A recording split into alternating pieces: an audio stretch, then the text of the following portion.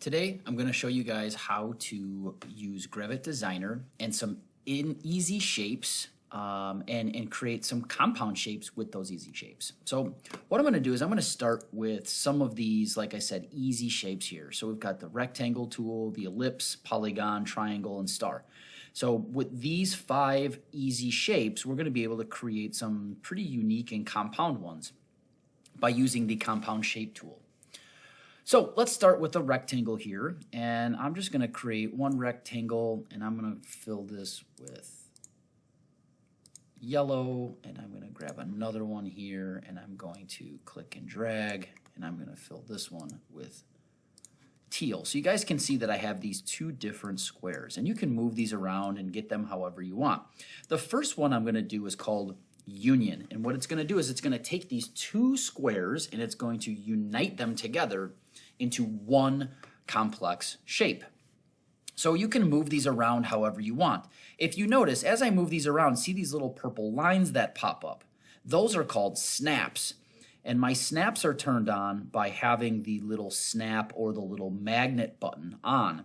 That's going to allow me to snap, and it's going to say, okay, you can do different things by moving these. So you can see here, I'm going to move the center of the blue or teal square right on the edge of that yellow one. And you can see those purple lines pop up here, and they're showing me that they are snapped to the center. So this side is even with the horizontal axis, or with the vertical axis, and this side is even with the horizontal axis. So you can see that that is falling right on the center point of that teal square.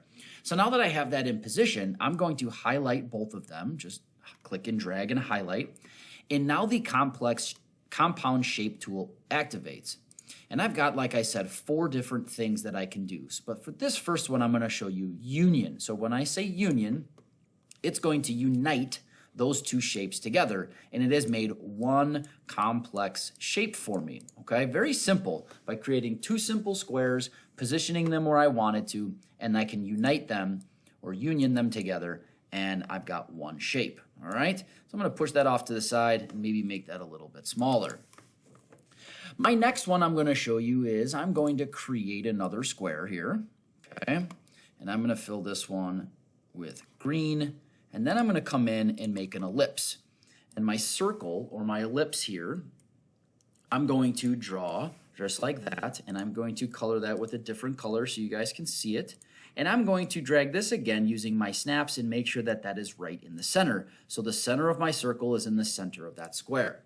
Now what I'm going to do is I am going to use the subtract tool. And the subtract tool is going to basically turn that circle into a cookie cutter and cut out a circle in that square, right in the middle. So by saying subtract, it cuts that circle out, and now that is one shape. It is a square with a hole cut out in the middle. Now the nice thing about this is that circle is see-through. So if I bring this yellow piece back over, I can bring that across the top, and you can see right through that shape. So I have in fact cut a big hole right in the middle of that green square. All right, and that leaves the center of that square wide open, so you can put it over the top of things and you can see right through.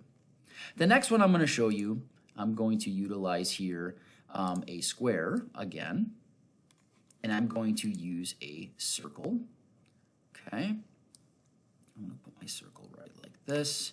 And again, I'm going to pick 2 different colors so you guys can see these a little bit better. And now what I'm going to do is I'm going to position my circle right so the center point of my circle is right on the corner of this purple square. So again, I'm going to utilize those snaps, and there it is. It snaps right in there. With these 2 shapes now, what I want is I just want to cut out a pie shape of this circle. So I'm going to highlight these 2 here. And by using the intersect, it's going to leave me only the area that those 2 pieces are intersecting or touching each other. So if I say intersect, it leaves me this pie shape. Now this is super cool. Again, I can change the color of this. Maybe I don't want it to be purple. I can change it to red. I can then utilize this shape however I want. I can rotate it around. Maybe I want my pie shape that way. Okay, so this is a great way to make some really complex shapes that would otherwise be pretty hard to draw by using just those simple shapes of a square and a circle. The last one I'm going to show you here, I'm going to utilize a polygon, and I'm going to utilize the triangle. So here what I'm going to do is I'm going to make these, again, two different colors so we can see them better. Okay, and now by positioning this triangle, maybe I want to turn it like this. A little bit too much. And I'm going to kind of move this with my arrows, get it around, something like that. So I've got my overlap right here where this triangle is overlapping, the tip of that triangle is overlapping into that polygon. I'm now going to highlight both of these, and I'm going to use the last one here on the list called difference. And when I say difference, what it's going to do is it's going to unite these two together, and it's going to cut out the little overlap where those two were overlapping each other. Again, if you're looking to do something like that and get a complex shape, again, this is united together and it cut out the center. Again, just like it did with the subtract, if I hover that over, it is completely cut it out of there and you can see right through, okay? So here they are, guys, 4 pieces that you can do using the compound shape tool, all right? Using simple shapes, square, circle, polygon, triangle, star, combining those together using the 4 compound shape tools, you can create some really, really cool compound shapes that would be pretty hard to make, you know, without them. So have fun and good luck.